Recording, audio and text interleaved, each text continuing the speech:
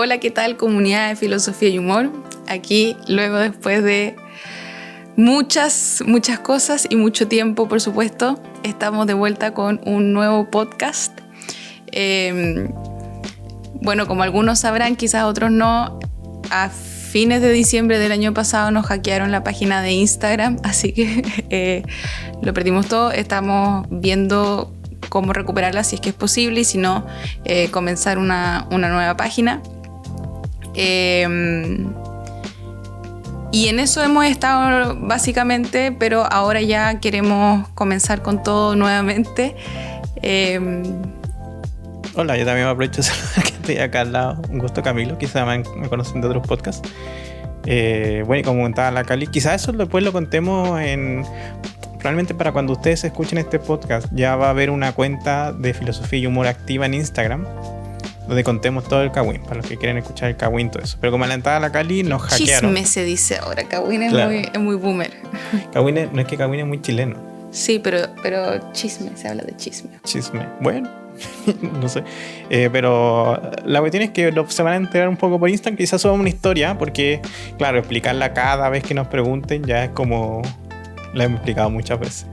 Pero sí, pues en definitiva nos hackearon. Hemos intentado, obviamente, la curiosidad es que fue justo cuando estábamos diciendo ya, pongámosle de nuevo empeño a filosofía y humor. Queríamos así como volver, así a marcar un 2025 muy activo, haciendo muchas cositas, como siempre sí se venían cositas. Y fue justamente, de hecho, en ese proceso de mejorar la página, sacando esto del Meta Verify y un montón de cuestiones así, nos hackearon. Nosotros teníamos mucha seguridad respecto a la cuenta, como que éramos muy cuidadosos, pero claro, lo vamos a contar después quizás en el Kawin, pero cuando uno tiene, digamos, la cantidad de seguidores que teníamos nosotros, que éramos 400 y tantos mil seguidores, te la intentaban hackear 5 veces al día, por lo bajo. O sea, nosotros... Era una suerte, la verdad, que yo hubiese pasado tanto tiempo sin hacer clic a uno de los correos. Claro, entonces a nosotros nos llegaban, en verdad, piénselo, con 400.000 seguidores. Primero, ustedes cuando de repente nos envían mensajes, nosotros le leíamos, pero nosotros en lo que nos demoramos en contestar un mensaje, nos llegaban 3. Para que me una idea. Con eso súmenle la cantidad de intentos todos los días de intentar robarnos la página de un modo u otro. Así que justo en ese momento de intentar como mejorar la seguridad, bajamos un poquito la seguridad revisando un mail por aquí, un mail por allá, términos y condiciones de servicios, ingresa tu cosa acá, pum. Y como todas esas cosas son bot, al final no es como que uno tenga así 1 o 2 minutos para resolver el tema. Yo creo que en menos de un minuto ya casi está todo hackeado, como le dije, al final son bots. Pero bueno, quizá nos detengamos con detención en eso, en una historia, en un nuevo... Una story time. Claro, en un nuevo Instagram que está abierto por ahí, quizá algunos lo han visto por ahí, pero no tiene contenido. Y era porque tampoco queríamos abrir otra cuenta hasta resolver el tema con la otra. Pero después de hablar varias veces con Facebook, con Instagram, Facebook seguimos teniendo el mismo, por si acaso, que tenemos como 100.000 seguidores por ahí, pero nosotros no usamos mucho Facebook, porque eso sí es boomer. Pero Instagram, claro, no queríamos continuar o meterle un poco de trabajo a esa cuenta porque, digamos, podríamos recuperar la otra. Entonces era mucho tiempo y esfuerzo, pero cada día se ve mucho más difícil recuperar la página antigua. Entonces ya estamos cada vez más, no resignados, porque es una oportunidad también de comenzar una página desde cero. Claro, y esperamos que todo lo que estén escuchando ahora, todas las personas que nos vayan a ver, nos den mucho su apoyo, porque justamente, claro, uno lo puede tomar de una manera muy negativa, que es una forma de verlo muy sensata. A nosotros nos sirvió un poco también para tomar unas vacaciones, merecidas vacaciones del proyecto, porque en verdad habíamos estado, al mismo tiempo estábamos un poco cansados de estar pendiente y no nos dejaba tiempo para repensar el proyecto. Y yo les pido justamente a todos los que nos estén escuchando que nos brinden su apoyo de aquí en adelante, porque además, como uno dice por ahí, donde se cierra una puerta se abre una ventana, y en este caso se van a venir muchas cositas nuevas, muchas cositas muy interesantes. Esperamos contar con ustedes porque queremos que sea un nuevo Filosofía y Humor, mucho más participativo de ustedes. les paso también el dato. Yo estoy subiendo, también me hice un canal de YouTube, digamos, porque quería hace mucho tiempo hacer un canal de YouTube. Pero también, como uno tenía en el backlog de tu cabeza filosofía y humor, y estar creando contenido para filosofía y humor, y este podcast, que no sale casi nunca, cosas así, agregarle a esa lista de tareas, estar haciendo videos para un canal de YouTube personal se veía muy poco posible. Así que si quieren también tener otra perspectiva de la filosofía, quizá un poco más seria, un poquitín más académica, no tanto, me pueden invocar como Camilo Pino. Pero eso, queremos conectar todos esos proyectos, conectar mi canal de YouTube, conectar lo que es filosofía y humor, conectar el podcast. Vamos a tener mucha más participación en YouTube probablemente, y queremos también movernos hacia la idea de comunidad. La idea de comunidad. Por eso les pedimos a ustedes que estén muy atentos y partícipes, porque ahora lo necesitamos ustedes. Queremos que este proyecto va a ser mucho más chiquito, obviamente, porque no son tantos años para sacar seguidores, pero también mucho más personal, mucho más interactuando con ustedes, haciendo quizás más cositas en vivo, en el sentido de streaming, cosas así. Pero ahí les vamos contando, pues estamos pensando.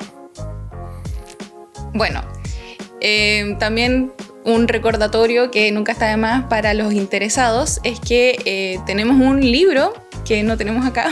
Se me olvidó ponerlo. Se nos olvidó ponerlo, que se llama De Sócrates a Netflix, por la editorial Planeta. Salió el año pasado y que está muy simpático. Muchas gracias a todos quienes ya lo han adquirido. Y si es que todavía no lo tienes, es tu oportunidad. O se lo puedes regalar a alguien también. Claro, entonces eso también, hablar más del libro, mostrarlo, promocionarlo, se vienen cositas editoriales ahí para que ustedes siempre estén atentos, y darle su espacio, darle su cabida, que muchas veces no pudimos hacerlo en filosofía y humor porque nos comía la vida. Así que en el fondo lo que queremos decir es que para dedicarnos a esto y para que ustedes tengan mucho más contenido, que lo hace ojalá felices o tristes, lo que sea, necesitamos también un poco de su ayuda. En el fondo era nuestra como tarea secundaria filosofía y humor. Queremos que este 2025 en lo que va sea nuestra tarea primaria, así que por eso muchas gracias. Yo creo que pasamos ya al tema del podcast. Bueno, como muchos de ustedes quizás habrán visto, a mediados de abril, estamos a mediados ahora, pero a principios de abril salió una noticia en la revista Times, donde una empresa que se llama Colossal Biosciences había desextinguido o desextinto al lobo terrible.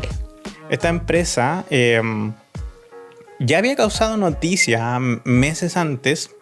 Es una empresa que en verdad tiene muy pocos años, creo que tenía desde como del 2023. Sí, hace muy poco tiempo, y que ellos querían ¿cómo se dice? Lo mismo, desextinguir, es difícil la palabra. Es difícil. Desextinguir al mamut. Adelantamos datos de lo que vamos a estar hablando. No les fue muy bien porque es muy difícil desextinguir un mamut, parece. También querían continuar con el pájaro, pero al final causaron noticia con esta desextinción de lo que sería el lobo gigante, como el lobo terrible, o el lobo grande. En inglés era casi como werewolf, una cosa así. Yo creo que muchos fanáticos de Game of Thrones tendrán mucho más claro, porque son los lobos que acompañan a los Stark allá en el norte. Claro. Y más o menos esa fue la noticia que causó revuelo estas últimas semanas, como siempre filosofía y humor llegando tarde a todo, pero llegando años tarde a muchas cosas. Pero no queríamos bajarnos del tema porque, viendo un poco todo el revuelo que estaba causando la noticia, nos pareció que había muchos temas filosóficos detrás de esto muy interesantes. Sí, bueno, vamos quizá con el primero, y es que, o sea, no el primer tema filosófico, primero como exponer un poco la noticia, y es que efectivamente Colossal Biosciences presenta 3 cachorros de lobo que se llaman Romulus, Remus y Khaleesi. Claro, en español serían Rómulo, Remo y Khaleesi, que son los fundadores de Roma, y Khaleesi, que es de Game of Thrones, que es la fundadora es la fundadora de Occidente, parece. Claro, tres personajes míticos que, además de la noticia de desextinción, le dieron aún más épica quizás a la noticia. y generó muchísimo entusiasmo por parte del público general.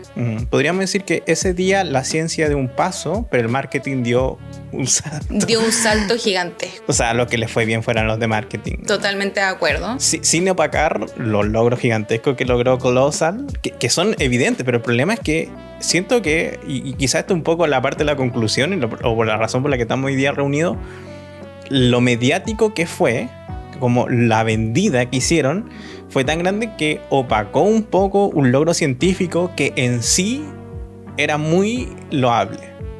Sí. Bueno, pero es que el punto es que va un poco también por ahí. Es que este marketing causó sensación en todo el mundo. La noticia, mejor dicho, con esta situación de marketing. Pero prontamente comenzamos a ver cada vez más científicos y divulgadores científicos que decían como stop.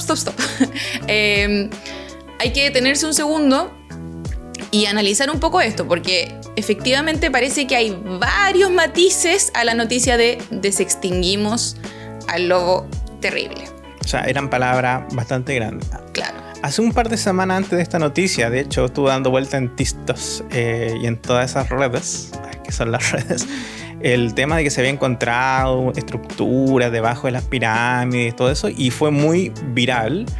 Salió también en muchas páginas, y cuando uno se encuentra con una noticia tan grande como esta, yo creo que lo primero que uno tiene que hacer es tener un grado sensato de escepticismo, o por lo menos un gran grado de escepticismo. En el fondo, yo prefiero no creer y después darme cuenta que estoy equivocado y que es verdad, que al revés, creer de pie juntillas, como dicen por ahí, y después darme de cabeza contra el muro dándome cuenta que no era verdad. Y resultó que investigando un poco acerca del tema de las pirámides, yo quería hacer un video de eso, más o menos. Yo no sabía cómo insertarlo en el leitmotiv del canal, eso sí, porque es más científico que nada. Me di cuenta que no, porque en el fondo esto de se habían usado un instrumento, efectivamente se había encontrado por ahí una pequeña rutita en una de las pirámides, pero todo esto de estructura sumergida y una suerte de ciudad interior era por lo bajo falso. Y ahí yo les paso un dato que es muy interesante y que se va a aplicar en este caso, que es que si algo no aparece primero en una revista científica de carácter mundial, digamos, una revista como Nature, por ejemplo, hay que ser muy escéptico. O sea, ese es el punto. Lo de los lobos tiene esta tendencia, tiene un poco esta... Y que lo vamos a hablar después en un punto más o menos de este interrogatorio ético que le hacemos al caso, que es que si está primero en redes sociales o en TikTok, hay que ser muy escéptico. Primero en una revista oficial hablando por científico y después. Claro, y lo que acentúa en el fondo esta gravedad es que no hubo revisión de pares. Entonces, la revisión de pares es que otros científicos revisan los estudios hechos, etcétera, y los experimentos, etcétera, y validan y aprueban en el fondo los resultados. Y el problema que tiene esto es que Colossal Biosciences en el fondo publicó la noticia en Times primero y después creo que también en The New Yorker, y lamentablemente todo eso es sesgado, es decir, es solamente criterio del Colossal Biosciences y no hay un acuerdo de la comunidad científica en que efectivamente se logró esta desextinción. Como dijo una persona por ahí, me enteré por la prensa. Claro. Todos los científicos dijeron... Todos los científicos se enteraron por la prensa. Y la revista de Times es la buena onda, pero Times no le interesa que eso sea científicamente correcto, le interesa poner revistas en kioscos y venderla. Entonces, entre más mediático, claro, entre más mediática la noticia, entre más circo puede hacer, más le convenía a ello. Entonces, ahí, perdón, no quiero meterme ahí en ese punto específico, pero creo que hubo un tema de que Colossal le iba a enviar los estudios a los científicos antes que saliera el reportaje, y como que el reportaje se filtró, entonces salió antes por no sé dónde. Eso es todo, como estábamos diciendo, cagüín o chisme, en el fondo, porque puede ser verdad, o puede ser también una estrategia de la misma empresa, esta Colossal Biosciences, de decir, no, oye, no, si nosotros íbamos por el camino correcto, si nosotros íbamos por la revisión de pares, si nosotros íbamos a pedirle a 200 científicos en el mundo, más o menos, les íbamos a mostrar los estudios, cuestiones para que ellos tiran dedo para arriba, y después iba a salir una revista Time, pero no salió, no sabemos, como que nos robaron el informe y salió en Times. Eso es lo que dicen ellos, pero digo, puede ser verdad, pero también me huele un poco a que se armó a posteriori después de las críticas. Claro. Y esto produjo, o sea, en el fondo que no hubiera revisión de pares, produjo ya de partida escepticismo en la comunidad científica y mucha reticencia, porque utilizar la palabra desextinción no solamente es complicado en términos de trabalenguas, sino también en términos conceptuales. Claro, aquí esto es como una preview de lo que es el podcast, estamos contando todo eso. ¿Cómo vamos a proceder? Que ya estamos procediendo, en el fondo. Es explicar un poco la noticia, en especial la narrativa mediática que se hizo. Después explicar la realidad científica, este recibimiento que queremos hacer. Después quizá discutir un poco de ciertas definiciones y después entrar a lo que es la ética. Nosotros queremos en nuestra cabeza que la mitad del podcast o 3/4 partes del podcast sea del tema ético, porque también en este momento ya de la noticia hay demasiados canales que han explicado de la manera científica esto mejor de lo que vamos a poder hacer nosotros. Si fuera simplemente un tema científico, no existe este podcast el día de hoy, pero lo que sí queremos es que hablemos un poco de los términos éticos, los problemas éticos que se siguen, que viendo videitos y leyendo noticias, cosas así, creo que está un poco más flaco. Y ahí nosotros podemos entregar nuestro aporte, que un poco la gracia. Nuestro modesto aporte. Claro, entonces, en la parte científica, como les dije, vamos a explicar somera y rápidamente para entender para contextualizar más, para contextualizar el debate. Pero si ustedes quieren saber, oye, cómo funciona CRISPR, ¿cachai? O qué pasó con tal otra parte del proyecto, les sugiero que vayan a ver otros canales. No sin antes haber visto este video completo, darle like, me gusta, suscribirse y mandárselo al grupo de WhatsApp, de apoderados del colegio y de estimados vecinos. Entonces, vamos con el primer punto, que es el lobo terrible de Colossal, desentrañando un poco la narrativa, lo que recién les comentábamos. Esta cobertura mediática y la estrategia de comunicación de Colossal, que vuelve un poco al punto que estábamos haciendo en esa preintroducción, o mejor dicho, introducción, y es que se ha dado una tendencia en el último tiempo, en los últimos meses, de lo que se llama ciencia por comunicación de prensa. La mayor parte de nosotros nos enterábamos que un meteorito nos iba a pegar en el 2035 por la prensa. Quizás igual había validación científica. El tema también de las pirámides que les contaba hace poco, nos enteramos por la prensa. Yo después tuve que ir a hacer como la pega, que efectivamente ver las fuentes. Incluso desde... la tumba de Platón también, ¿no? La tumba de Platón también fue algo súper mediático. Yo debo decir que tengo en cartelera hace más de un año un video que se llama La tumba de Platón, escrito con la gráfica así descargada, que son, ustedes han visto mi video, tienen como 3 gráficas, así que da lo mismo. Pero que la tumba de Platón es una cosa muy mediática. Pero para todos los efectos, nada. Perdónenme, o sea, es una noticia muy filosófica, pero para todo el efecto no dice nada.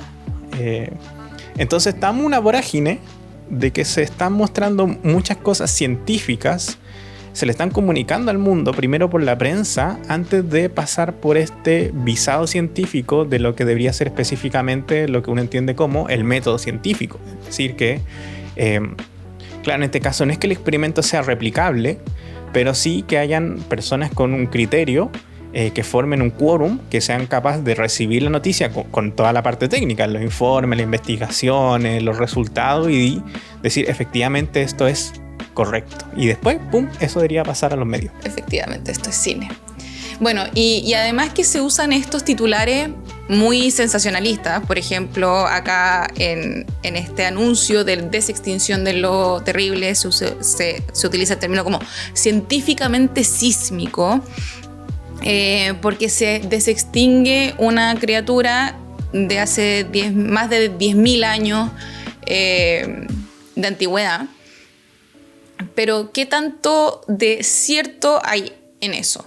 Y ese es como uno de los problemas, porque en el fondo las personas de a pie, el usuario común, por decirlo, consume este contenido y efectivamente cree que se desextinguió una criatura de hace más de 10.000 años de antigüedad. Se queda con el titular. Se queda con el titular, que es muy sensacionalista y lamentablemente se replica y es masivo en muchos titulares alrededor del mundo, etc. Entonces, al final, la crítica que se puede tener respecto a ese contenido es no tanta en el fondo, porque si es que está en tantas partes debe ser cierto, ¿no? Que es lo que pasa un poco con la dinámica de TikTok. O sea, si hay muchos videos de TikTok diciendo esto, es porque debe ser verdad. Claro. Y el mejor ejemplo, como les dije, el de las pirámides de hace un par de semanas atrás, que yo tuve que hacer el esfuerzo para desmentirlo. O sea, tuve que yo buscar información para darme cuenta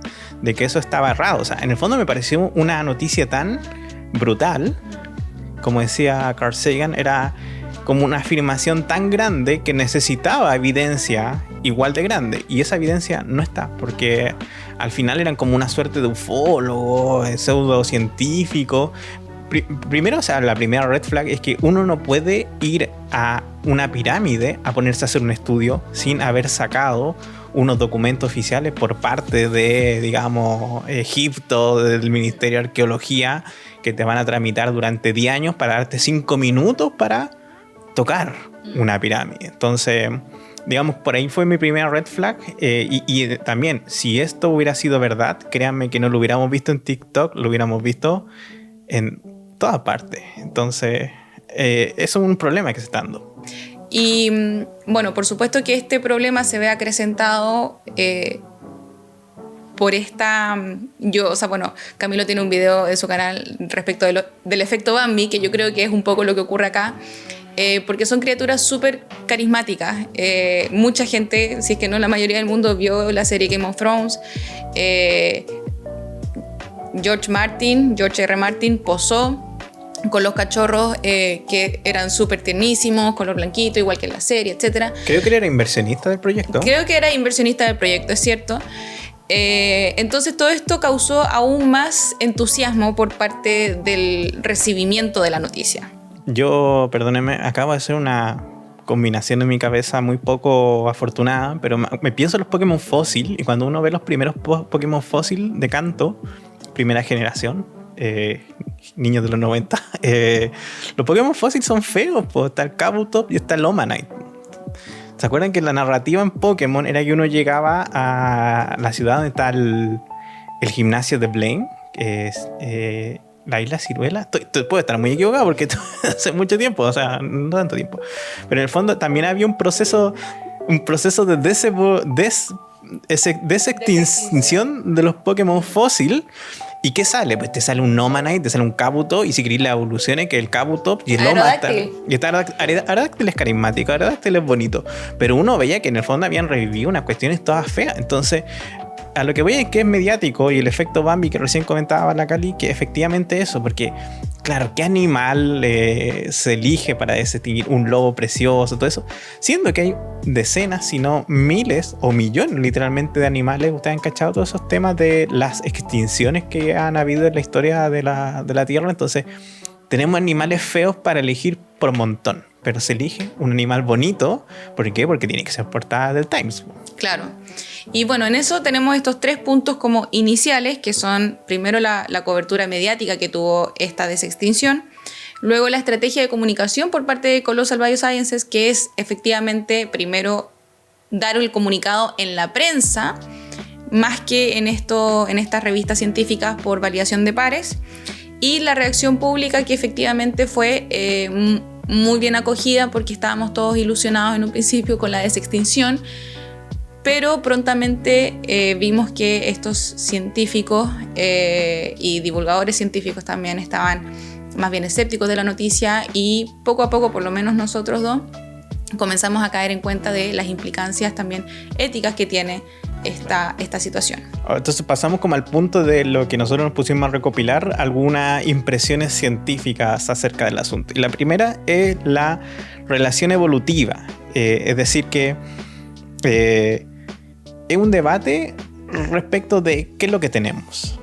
Tenemos realmente, vamos a después hablar un poco eso de lo que es la desextinción, pero qué es lo que tenemos aquí. O sea, primero, científicamente hablando, acá hay unos gaps, unos espacios que son demasiado grandes. Es decir, como le dije, en otros canales lo explican mejor, que está muy bien eso, pero lo que se hace acá es que de las pocas muestras que se tiene de estos lobos, ¿cómo se llama? El lobo, no el lobo gigante, el lobo terrible, que es muy poco ADN, se toma como referencia para editar genéticamente un lobo gris en relación a ciertos elementos que en teoría debería tener este lobo terrible. Entonces, y sigue siendo muy discutido porque en el fondo la estrategia de Colossal es decir, miren, vamos a agarrar al pariente vivo más cercano al lobo terrible y lo vamos a editar, digamos, lo vamos a desevolucionar como para resaltar ciertos aspectos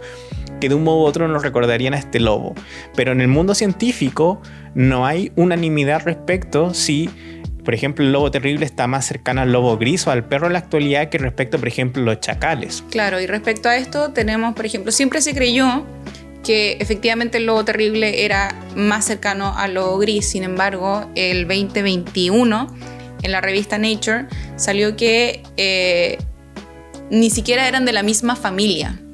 Entonces ahora Colossal Biosciences se está presentando, ya sabemos, en el fondo afirman, pero sin la validación de pares, de que efectivamente está dentro de la misma familia y que tiene que el lobo gris y que tiene un 99,5% de coincidencia genética entre el lobo gris y el lobo terrible. Vamos a ver que en esta narrativa de Colossal siempre está el punto de que esto es correcto. ¿Por qué? Porque acabamos de fijar unos criterios nosotros mismos, con lo cual es correcto. Es decir, ellos definen algo y según la definición que ellos mismos dan, muy acomodativa a su resultado, es que comprueban que las cosas son correctas. Cuando ellos se la juegan por decir, no, si el lobo gris y el lobo terrible son de la misma familia, y en razón a eso, nuestro proceso es correcto. Entonces, en el fondo, si se comprueba que no son de la misma familia, se cae toda la tesis ahí de Colossal. Pero Colossal acaba de ellos mismos definir qué es lo que lo convierte en un pariente. Claro, y esto todavía es noticia en desarrollo porque Colossal debiera presentar su evidencia prontamente, pero todavía, por lo menos al momento de este podcast, no lo ha hecho. Entonces, ¿cuáles son las críticas científicas propiamente tal a Colossal? La primera, y curiosamente una crítica científica, pero es en verdad una crítica filosófica en cuanto filosófica. No nos queríamos meter así como en temas demasiado densos de qué es qué, qué es el qué. Pero la pregunta, claro, ¿qué es una especie? ¿Qué es un individuo? Y en este caso es que no es un lobo terrible porque es un problema ontológico. Es decir, Colossal te diría, mira, si yo agarro un caballo y le pinto rayas, es una cebra. Y uno filosóficamente hablando diría, mira, eso es un caballo con rayas pintadas. Estamos haciéndolo en simple, pero un problema, como les dije, metafísico, ontológico, lo que tenemos acá. Y lo que tenemos acá es justamente, y yo creo que en esto se resume mucho lo que va a ser toda la dinámica del podcast y el tema científico, que no tenemos un lobo terrible, tenemos un lobo gris editado genéticamente para que se parezca a un lobo terrible. Claro, en el fondo lo que se hizo fue editar 20 genomas, pero 20 de la totalidad es nada, o sea, no es un porcentaje para nada significativo, no recuerdo en estos momentos cuánto era, pero en realidad era muy nada. Y el problema, o lo que le achaca los científicos, es que carece efectivamente del genoma completo del lobo terrible. Claro, si biológicamente hablando tenemos que el genoma es la esencia de algo, digamos ese eidos del que hablaba Platón en su filosofía, o la ousia de la que hablaba Aristóteles en su filosofía, digamos de un punto de vista biológico, podríamos decir que la esencia de algo sería su genoma. Entonces la pregunta es, ¿qué es este genoma que tiene este lobo terrible? Primero, no es el genoma del lobo terrible. O sea, por todas partes no lo es. Si es que hay algo, hay un poquitito. Y si ese poquitito es verdadero en el sentido de que es la modificación de otro para que se parezca al material que ya se tenía encontrado en restos fósiles.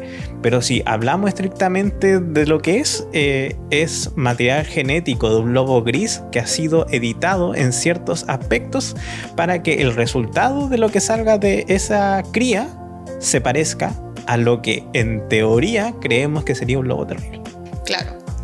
Y efectivamente esto de que se parezca es porque tampoco hay tanta evidencia de cómo lucía y cómo era el lobo terrible, porque efectivamente solamente se extrajeron material genético de 2 fósiles. Creo que uno era un oído fracturado y el otro no recuerdo, pero ni siquiera se pudo extraer un porcentaje importante del material genético para poder replicarlo. Nosotros sabemos que era más grande, el doble de grande que un lobo común, pero por ejemplo hay mucha discrepancia respecto al color de piel. Si ustedes ven las imágenes, vemos un lobo, lobo blanquito, muy bonito, y es un poco el imaginario que nos dio Game of Thrones. Entonces, al mostrarlo así como parecía el que se ve en Game of Thrones, yo no vi Game of Thrones, estoy suponiendo que aparece un lobo ahí. Claro, todos decimos, sí, pues calza, pero es como los dinosaurios, pues ustedes, yo creo que ya para nadie es una novedad saber que los dinosaurios tenían plumas. Entonces, claro, un dinosaurio verdadero en la actualidad tendría que tener un plumaje, pero por otra parte, nosotros nos imaginamos al dinosaurio como esos seres reptiloides tipo Jurassic Park. Entonces tenemos... No quiero otro tipo de dinosaurio. Claro, y uno podría decir lo mismo con el lobo terrible. Quizás el lobo terrible tenía un pelaje grisáceo, estoy inventando, quizá era como, odio esa palabra, jaspeado, como se dice, era jaspeado, pero en el fondo Game of Thrones nos metió que el lobo terrible era blanco y tiene que ser blanco. Claro, y en este sentido aquí se da la segunda crítica, y es que en realidad no es un lobo terrible, como decía la primera, sino una semejanza superficial, porque no se modificaron los genes, sino... se modificaron características fenotípicas, es decir, de cómo luce por fuera o lo que vemos del lobo terrible. Claro, sí. Como el tamaño, el color del pelaje y cosas por el estilo, y no, de nuevo, los genes. Filosóficamente hablando, digamos, porque estamos echando agua a nuestro molino, es lo que se llaman los accidentes. Digamos, en la filosofía clásica son las cualidades accidentales del objeto, pero no las esenciales. Entonces es como que yo agarro un auto y lo pinto amarillo y digo, esto es un... ¿Cómo se llama esto que llevan a los niños? ¿Ah? Estos autos que llevan a los niños a los colegios. ¿Una liebre? Liebre, que tú le dices liebre. Claro, fue el peor ejemplo que pude haber elegido, pero en el fondo cambiar el color a un auto no lo hace al final del día otro auto. Yo agarro una chapita de Mercedes-Benz y lo pongo a un Audi y no lo transformo en Mercedes-Benz. Ahora lo que están haciendo en Estados Unidos es cambiarle la insignia a los Tesla por otros autos. Que no los, claro, y bajo esta lógica no los destesliza. Claro, no deja ser un Tesla, pero bueno. Claro, es lo mismo, si yo le pongo la chapita del Tesla a un Maruti, no lo hace inmediatamente eléctrico y smart. Bueno, y la tercera crítica que les achacan es el desajuste comportamental y ecológico, porque efectivamente, claro, no todo, y esto se sabe, yo creo que ya es bastante consensuado, de que los animales también se crían en un cierto entorno, con padres que les enseñan conductas, les enseñan a cazar, les enseñan las presas, les enseñan códigos sociales incluso dentro de su misma jauría, por ejemplo. Esto ocurre mucho también con los perros. Y el problema es que estos cachorros de lobo fueron gestados por perros, por perritas. Están viviendo en cautiverio y no hay una conducta lobesna que se les inculque. Entonces también no se comportarían realmente como el lobo terrible. Y por supuesto también está el aspecto ecológico, que el ecosistema del lobo terrible tampoco es el ecosistema de hoy y por tanto tampoco sería equivalente, por decirlo de algún modo. Eso quiere decir que lo que hace... Oye, mira qué filosófico todo esto. Lo que hace algo, que sea algo, no es solamente su existencia, sino su funcionalidad. Es decir, que su finalidad, digamos, aplicada, en este caso de los lobos específicamente, no basta con que se parezca a un lobo, digamos, ya suponiendo que lo que tenemos acá es algo que se parece a ese lobo terrible, también tiene que actuar como lobo terrible, y parte de eso actuar como lobo terrible era pertenecer a una manada. Digamos, los lobos, por ejemplo, cazan en manada y se distribuyen cargos, funciones, y unos van para adelante, otros van para atrás, digamos, eso es parte de la esencia de ser lobo, es un comportamiento específico del lobo que estos animales nunca van a poder tener, porque probablemente nunca van a tener ni siquiera que cazar. Fíjense que, bueno, quizás sí, porque son lobos grises, pero a lo que voy es que es muy poco probable que vivan junto a otros lobos para también poder reproducir conductas. Nosotros no sabemos cuáles son las conductas, los comportamientos, la forma en que tenía el lobo terrible, porque digamos, apenas tenemos genoma, y de eso no se siguen tampoco las prácticas. Digamos, algo podremos saber, digamos, a través quizá de sus huesos, sus músculos, podríamos decir, ellos corrían mucho, corrían poco, pero no lo sabremos al final de cuentas. Entonces, en ese aspecto, su funcionalidad es nula respecto de lo que es un animal normal. Si uno define un pájaro como un animal que vuela, esto sería un pájaro que no vuela y por ende sería muy poco pájaro. Digamos, estoy intentando hacer como una analogía. Sí, o sea, que hay pájaros que no vuelan, pero el problema, claro, el punto central es que un individuo de cualquier especie, humano, perro, gato, lobo, no es solamente genéticamente perteneciente a esa especie, sino también porque pertenece a un cierto contexto que le da naturalidad a esa especie. Claro, y acá en este caso tampoco tendría el contexto de hace 10.000 años antes de Cristo, es decir, en la época de la glaciación, fines de la glaciación, donde habían ciertas presas, cierto ambiente, cierto contexto en el cual se expresara su naturaleza. Es como una tortuga de agua fuera del agua, digamos. Sería como tortuga, pero no actuaría ya según su naturaleza, porque el lugar donde se da su naturaleza tampoco existe. Entonces, esa otra gran crítica. Claro, y el contraargumento de Colossal Biosciences es que en realidad se le otorgaron efectivamente rasgos extintos hoy en día, y que serían clave y que ellos están felices de llamarlo lobo terrible. En el fondo, ellos se conforman con sus resultados. Y por supuesto, porque no lo harían si es que en el fondo lograron una hazaña también impresionante, si es cierto. El problema es si es que efectivamente desextinguieron al lobo terrible o no. Ellos dijeron, ¿qué nota se pone? Nota 7 por nota medio 7.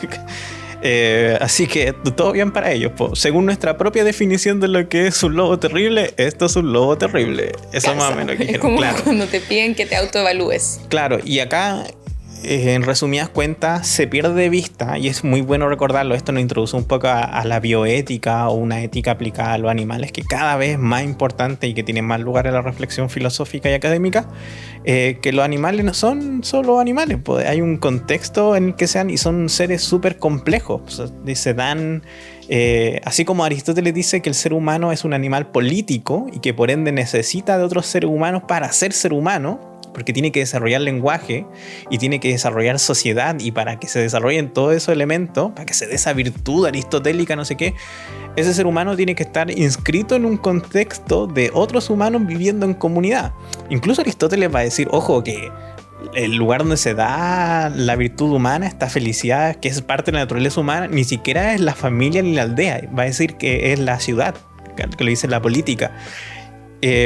No sé si Aristóteles va a ser predecesor de este tema, pero dándole vuelta me echa mucha luz Aristóteles, porque dice, ojo, que ser algo no es simplemente biológicamente ser eso. Digamos. Aristóteles ya era consciente que ese ser algo también requiere de un contexto muy complejo donde ese algo se dé, donde ese algo se mueva hacia completar su esencia, y creo que en este caso del lobo gris, del lobo terrible, es muy patente. No basta con que se parezca a algo. Ya eso es muy pobre. Pero incluso si lo hubieran, efectivamente tuviéramos en nuestras manos un lobo gris de verdad, o sea, un lobo terrible de verdad, estaría falto de muchos elementos que lo hacen ser él, porque los seres, los animalitos, son muy complejos. Así que el siguiente punto que nosotros queríamos rescatar, porque efectivamente da para la reflexión filosófica, es si existe o no una desextinción. Claro, y la Unión Internacional para la Conservación de la Naturaleza, UICN, dice que efectivamente la desextinción, así como propiamente tal hablando, no existe, sino lo único que se puede lograr es un proxy, es decir, algo que se le asemeje, pero la desextinción propiamente tal no es posible. O sea, en simple, un animal que se extinguió jamás podrá volver a la vida, a menos que sea por un milagro, a menos que, no sé, vayamos a una máquina del tiempo y agarremos un grupo de ellos y lo traigamos al presente y lo empecemos, digamos, a reproducir, no existe la desextinción. Un animal que ha dejado de existir en este planeta no puede volver a existir. Ustedes dirán, ya, pero Camilo, ¿qué pasa con Jurassic Park? Nosotros escuchamos su podcast de crítica filosófica Jurassic Park. Pero en Jurassic Park lo que se tiene en Jurassic Park es mucho mejor de lo que se hizo. Es lejísimo, mucho mejor de lo que se hizo con este caso del lobo terrible, porque se tenía una cierta cantidad de material genético de estos dinosaurios y que se terminó de complementar con ADN de sapitos. ¿Se acuerdan? Esa era la tensión de la película, porque habían sapitos que todo en Jurassic Park eran hembras para evitar una reproducción descontrolada, lo cual también quiere decir que esos dinosaurios eran artificiosos, es decir, tampoco completaban su naturaleza específicamente hablando, según el punto anterior. Eso es lo más cercano que podríamos eventualmente tener de un dinosaurio, pero estrictamente hablando es lo que esta entidad llama Proxys. Es decir, no es un dinosaurio, es como una criatura que nosotros creamos dinosaurosa. Es una restitución del ADN, pero también en ese ADN está contaminado con otra especie y lo que tenemos es otra cosa. Un híbrido. Claro, que superficialmente nos recordaría totalmente un dinosaurio, pero esencialmente no lo es. Del mismo modo que quien ve una cebra dice, esto me recuerda a un caballo, pero no un caballo, es una cebra. Claro, y en el fondo la desextinción sería imposible por todos los motivos que vimos antes, que en el fondo en un sentido genético, ni comportamental, ni ecológico, ni tampoco fisiológico, serían exactamente la misma especie que se extinguió. Porque su contexto variaría. Y además que para que una especie realmente esté desextinta o fuera de peligro de extinción, tienen que haber, creo que, más de 100 individuos con la diversidad genética también que debe haber para poder ser viable.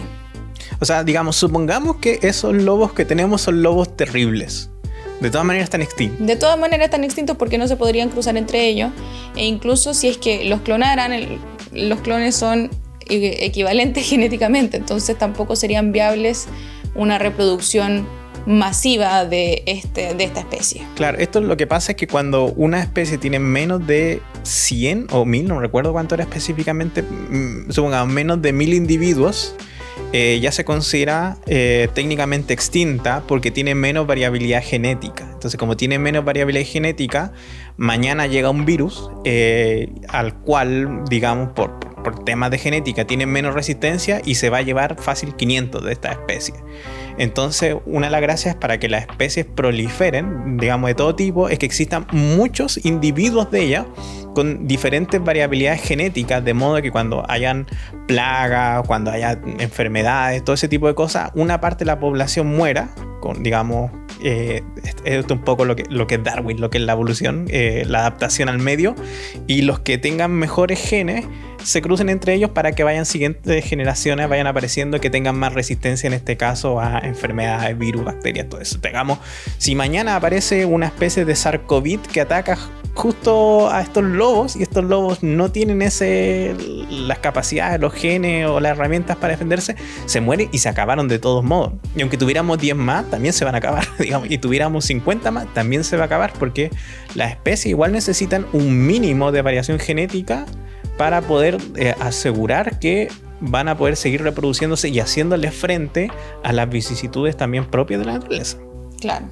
Y entonces nuestro segundo punto, nuestro cuarto punto, es el cálculo ético sopesando argumentos a favor y en contra de la desextinción. Aquí vamos a lo sustancial de nuestro podcast. Todo lo anterior era charcha.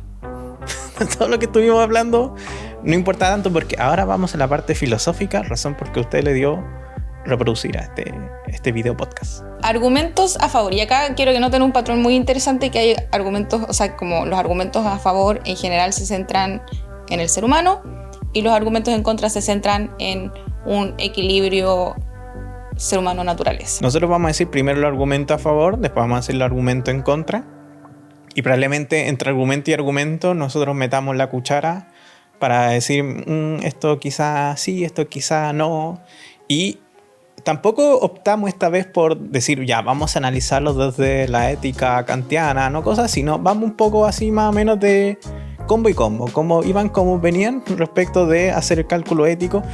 Al final del día un poco utilitarista la situación, pero nosotros no queríamos como entrar a los imperativos categóricos respecto a esto, así que no se preocupen. Ya, entonces el primer argumento a favor es la justicia restaurativa u obligación moral, que es una especie, sostiene en el fondo que es una especie de deber del ser humano, si es que desarrolla esta tecnología, traer de vuelta a la vida o desextinguir especies que el ser humano extinguió.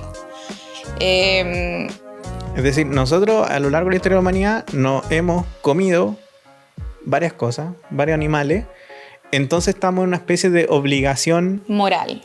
Claro, como especie humana. Como redentora. Claro, tenemos que entonces, cada vez que podamos, desextinguir lo que podamos, porque nos hemos echado muchas cosas.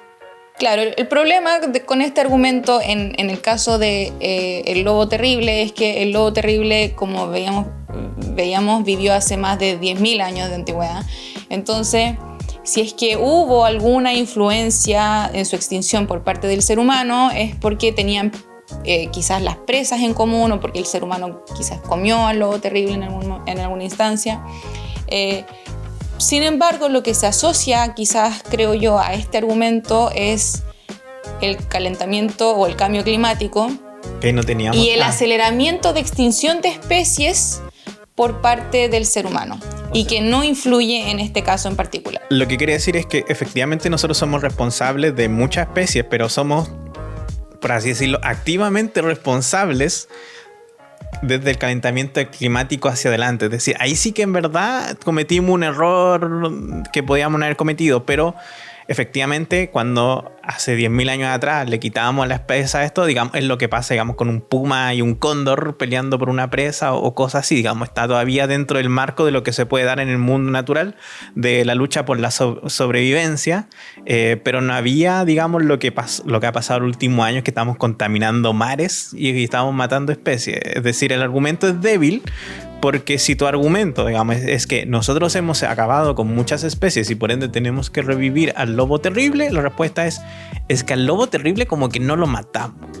O sea, podríamos decir que hace 10.000 años, perdón, hace 10.000 años de antigüedad, o 10.000 años atrás, podríamos decir que era una situación equitativa entre la lucha, si es que hubo algo así como lucha entre el lobo terrible y el ser humano. Es decir, si es que el lobo terrible se extinguió, fue más o menos justo. Hoy en día podríamos decir que el calentamiento global, el cambio climático, más la industrialización, etcétera, etcétera, efectivamente hay un aceleramiento de la extinción de muchas especies debido a esta industrialización que ha hecho el ser humano. Y por tanto, la elección de haber desextinguido al lobo terrible por este argumento, que es esta justicia restaurativa, en realidad se cae porque hace 10.000 años atrás no hubo realmente una incidencia particular del ser humano como ser humano, sino solamente como especie intentando sobrevivir. Claro, sería accidental. O sea, en el fondo también es...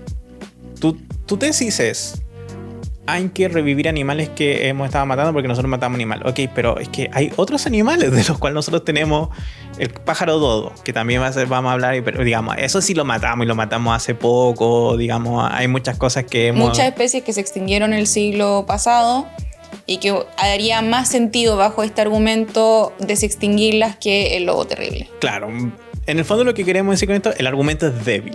El argumento muchas veces no es sí o no, sino que a veces, en este caso, es un argumento débil, un argumento no me convence, y si ese es tu argumento, digamos, mejor desextingamos otras cosas. Claro.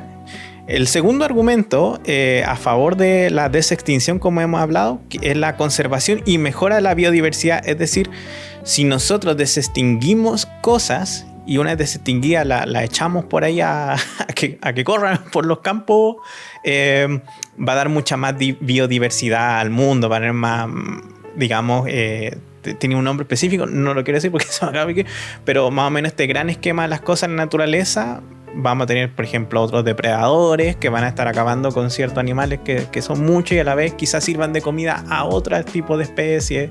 Ampliamos el menú. Ampliamos el menú. Para mí este argumento la verdad es que es nefasto porque todas las especies invasoras comenzaron con buenas intenciones y se han convertido en especies invasoras que han acabado con la flora y fauna de los lugares a los que han invadido. Australia es un excelente ejemplo de esto, donde se han metido hasta los camellos, se han metido perros, se han metido gatos, se han metido ratones, y cada una de estas cosas ha causado un estrago en el ecosistema de lo que ya había en Australia, y ha sido una situación muy compleja. Después vamos a ver el argumento específico, pero a lo que voy es que la idea de que nosotros liberemos por ahí un animalito y que eso cause beneficios al ecosistema es muy débil, porque históricamente hablando, cada vez que metemos una cuestión en alguna parte donde no estaba, el caos es peor. Y también cuando sacamos una cosa, la otra vez contaba un poco la crisis de los gorriones en China, que se pusieron a cazar gorriones porque se estaban comiendo supuestamente las semillas de las plantaciones. ¿Y qué pasó? Que después vinieron, no me acuerdo si era noruga o langosta específicamente, se comieron más que... Los gorriones supuestamente se comían estos bichos, entonces al no estar a ver gorriones, estos bichos camparon a sus anchas y causaron una gran hambruna y una mortandad de entre 15 y 45 millones de personas, según los números que nosotros quedamos creer. Entonces, en simple, cada vez que metemos o sacamos algo en la naturaleza antojadizamente, los resultados son inesperados y generalmente negativos.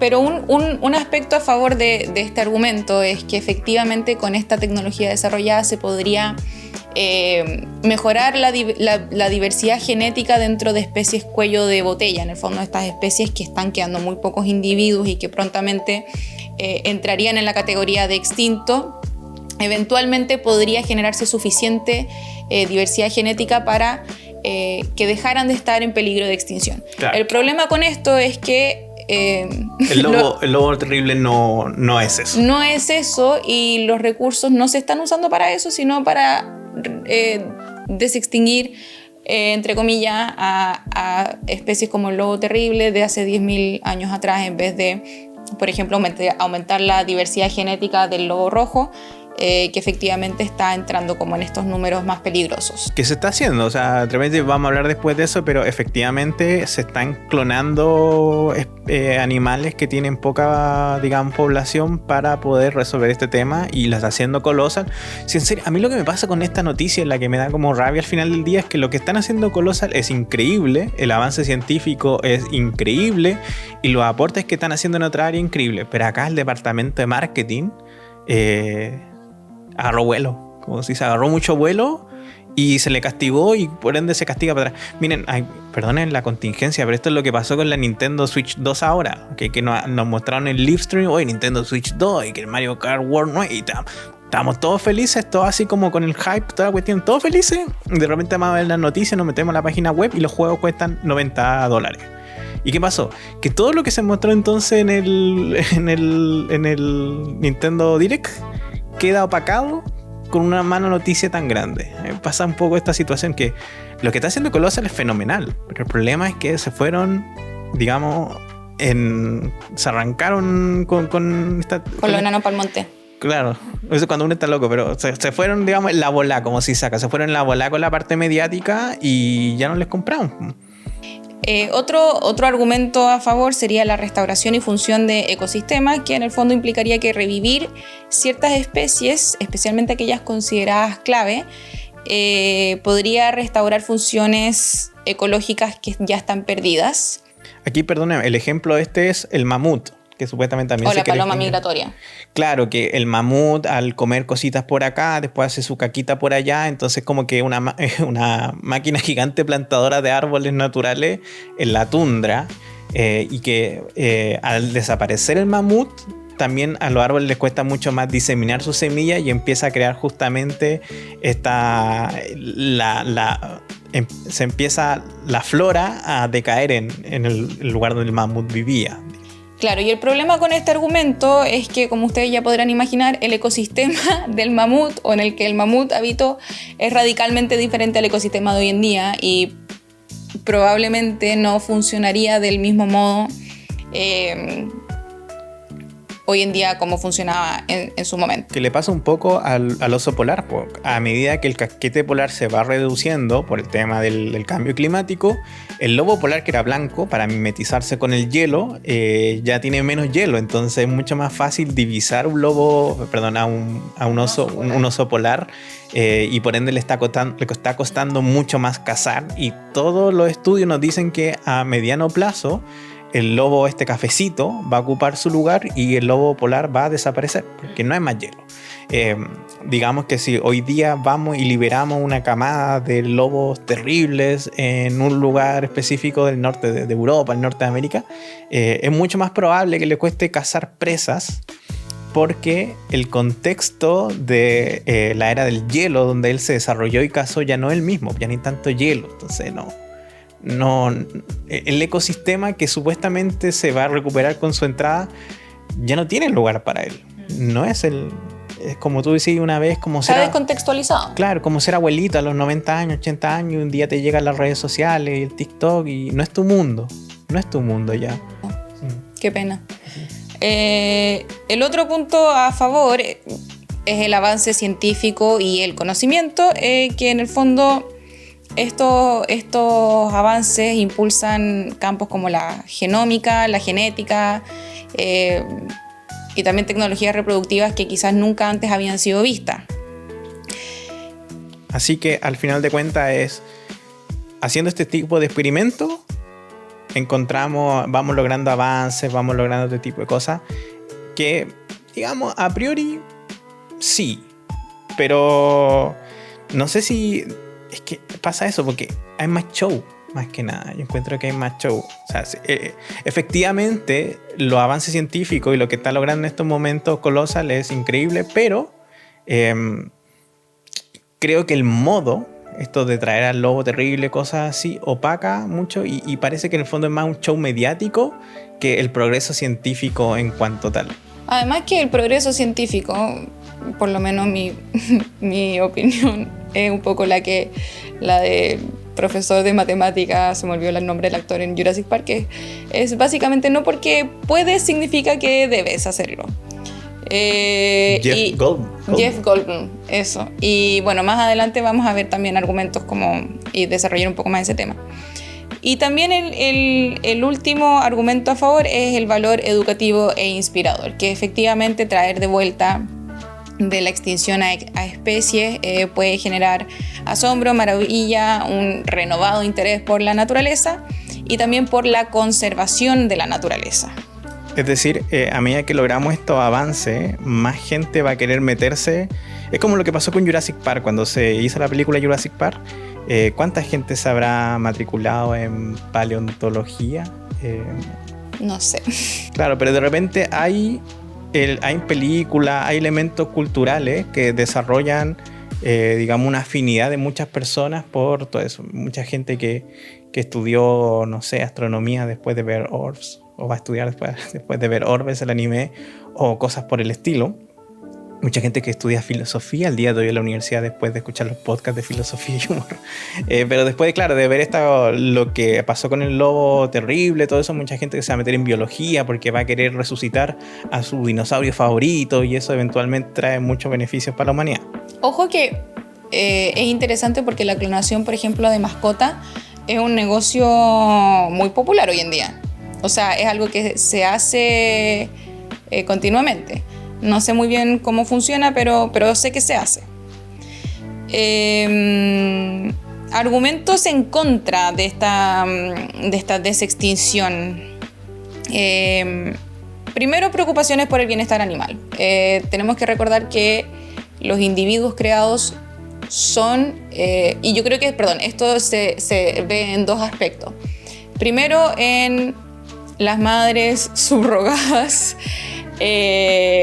Por ejemplo, estas estas perras que fueron insertadas, a las que les insertaron estos óvulos de lobo, por supuesto que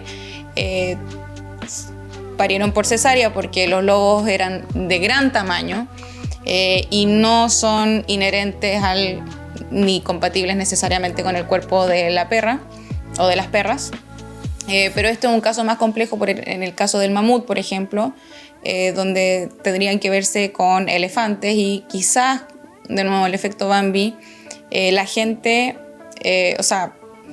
poner un mamut dentro de un elefante, siendo el mamut y también muchísimo más grande que el elefante, tiene complicaciones importantes o puede tener complicaciones importantes, y no solamente complicaciones, sino problema. No, el punto ahí es que se están usando animales como medios e instrumentalizándolos. En el caso, por ejemplo, de las perras. Esto se ha hecho igual toda la historia de la humanidad. Sí. Mucho avance científico y todo eso. Ahora, vivimos en un momento histórico especialmente sensible respecto del uso de animales. Uno lo puede ver en la cosmética, en otros ámbitos así. Y una de las grandes promesas que tiene la inteligencia artificial aplicada en la biología es la disminución al mínimo del uso de animales como métodos de prueba y error en este tipo de ejercicios. Entonces lo que tenemos acá como un argumento en contra es que muy bonito todo el lobo, pero detrás de todo eso hay toda una cadena de instrumentalización de animales, en este caso las perritas. Digamos, las perritas ya es como la guinda de la torta, digamos, el final. Pero por ejemplo, para lograr este logro, estos 3 perritos, probablemente hubo mucho ensayo y error con otros ovocitos, óvulos, distintos embriones probablemente de esto que no llegaron a luz, digamos. Y que madres subrogantes de perra fallecieron también en el proceso. Claro, muchos perritos lobitos terribles que han nacido deformes o que eran inviables. Claro, como se ese dice. es el segundo aspecto de este punto, y es que efectivamente cuando uno modifica genéticamente algo, todavía no hay realmente conocimiento de cuánto se está abarcando en esa modificación, y por tanto los lobos pueden nacer con falencias genéticas importantes que dificulten su calidad de vida o que de frentón ya los condene a la muerte, por decirlo de algún modo. Entonces efectivamente podemos ver esta desextinción de especie enfocada en los cachorros de lobo, que ahora al día de hoy tienen alrededor de 6 meses, están saludables, etcétera, pero nosotros estamos viendo un poco la falacia del sobreviviente, ¿no? Claro. ¿Cuántos perritos, digamos, cachorros de lobo murieron para tener 3? Murieron 100. Claro. Por eso, en el fondo, hasta que no tengamos los números, toda la información técnica que Colossal, por lo menos hasta ahora, parece que no ha entregado a los otros científicos, nosotros no sabemos si en todo este proceso, digamos, murieron en el proceso. Digamos, un día nos van a mostrar la estadística y nos dicen, miren, saben que nosotros hicimos 500 óvulos editados. Editamos el pequeño, tal parte del genoma primero, y sabéis que nos salió una cuestión con 5 ojos, 3 patas. Estoy diciéndolo, digamos, figurativamente, digamos, no creo que sean así. Pero lo que tenemos es que probablemente hayan tenido una gran cantidad de digamos, embriones incompatibles con la vida, y eso significa aborto, que significa también un proceso muy doloroso para las perras que se utilizaron. Y como decía la Cali respecto de este caso del elefante, del mamut, lamentablemente a los perros se lo instrumentaliza así. No sabemos si habrán muerto 100 perritas en este proceso, se habrán utilizado. En estos momentos lo deben tener en caniles dentro de un laboratorio súper pequeño, haciéndole muestras de sangre a diaria. Cuando hagan esto con elefantes, tenla un cargo. Ahora, puede ser que nos sorprendamos y que Colossal saque unos números y te diga, mira, con inteligencia artificial nos gastamos 3 perros, pero no creo. Claro. Y también en el fondo es que, como cerrando un poco este argumento en contra, es que efectivamente se mantiene quizá a estas madres subrogadas o subrogantes, mejor dicho, en circunstancias que no pueden ellas desarrollarse ni desarrollar como su naturaleza, por decirlo de algún modo. Y lo mismo con los lobos, porque estos cachorros de lobos están viviendo también en cautiverio y están siendo sujetos de experimentos también. y sin su manada. No tienen manada, no tienen padre, no, o sea, no están desarrollando su naturaleza lobesna. Claro, al final de cuentas lo que queremos decir es que se están usando muchos animales en este caso para un show.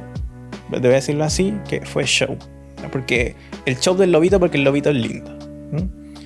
El segundo argumento es un riesgo ecológico y las consecuencias imprevistas, y esto lo resumimos fácil porque ya como que lo estábamos contando.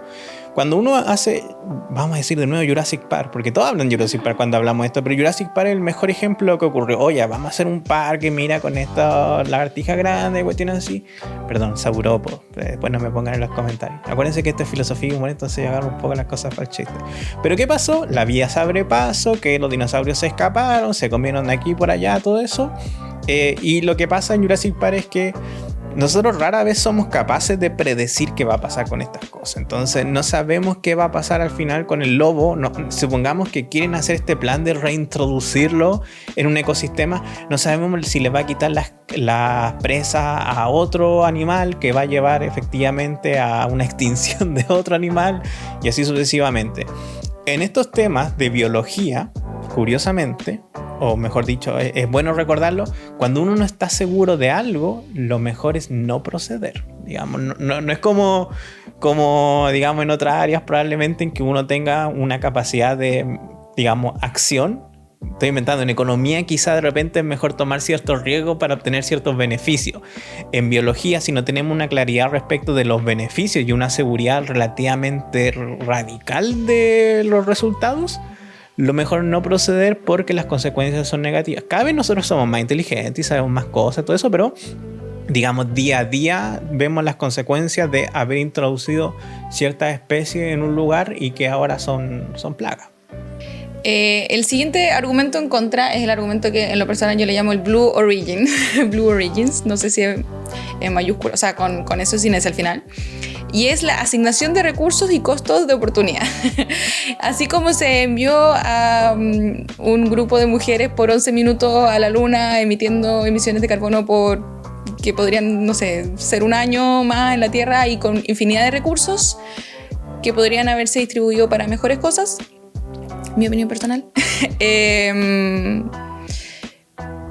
algo similar en este caso, que la desextinción es un proceso tecnológicamente complejo y costoso, y en el fondo lo que se argumenta es que en vez de desextinguir se podría enfocar ese dinero en la conservación y preservación de las especies actuales que están en peligro de extinción.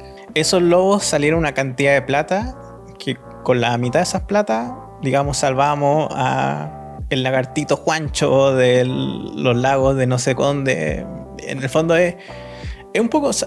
Hay un podcast, ustedes no los conocen, pero hay un podcast que es Los Media de este canal, porque lo grabamos en vivo en su momento, y era acerca de la filosofía del espacio. Y yo cuando estaba leyendo un poco de qué iba todo esto, estábamos preparando el guión, había un argumento que era el argumento de que es muy costoso ir al espacio a terraformar Marte, y quizá podríamos enfocar esos recursos en paliar el calentamiento global en nuestro planeta. En su momento me pareció un argumento muy malo, pero cada vez me parece menos malo, porque en el fondo, efectivamente, cuando uno entiende que hay harto de show detrás de todo esto, claro, es muy mediático lo del lobo. Se buscaba un animal súper mediático para reconducir recursos, para que hayan donaciones, para que haya sponsor y cuestiones así. Pero al final del día, esas plata se puede gastar en cosas cuyo costo-beneficio sea mayor que tener 3 lobos dando vueltas por ahí. Y 3 lobos que, como hemos visto, no son realmente... o sea, son un lobo gris modificado. Si ustedes se acuerdan cuando se clonó a Dolly, explicándolo en simple, Dolly se clonó con la edad de la abeja con la que se sacó material genético. Oveja. Sí, dije oveja, pero me sonó como abeja, perdón. Pero yo creo que todos sabemos que Dolly es una oveja y no una abeja. Pero mi punto es que se clonó y Dolly tenía la edad biológica de la oveja que fue clonada. ¿Qué quiero decir con esto? Que al final murió tempranamente Dolly. En estos momentos los cachorros que tenemos tienen 6 meses, pero nadie te asegura que vivan 7.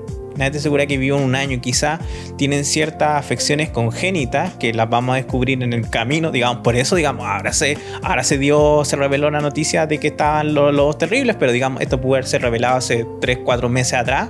Pero ¿qué le pasó? Que probablemente tenían miedo de que se murieran, porque una posibilidad es que también se le hayan muerto otras camadas, cosas así. Pues entonces ahora están todos arriba de la pelota, pero quizás esto se muera en un año más y se hacen los estudios, de nuevo, instrumentalizando a estos perritos y le digan, uy, chuta, parece que el genoma 18, ese hay que tener cuidado porque hace que estas cosas se autodestruyan en un año. Claro.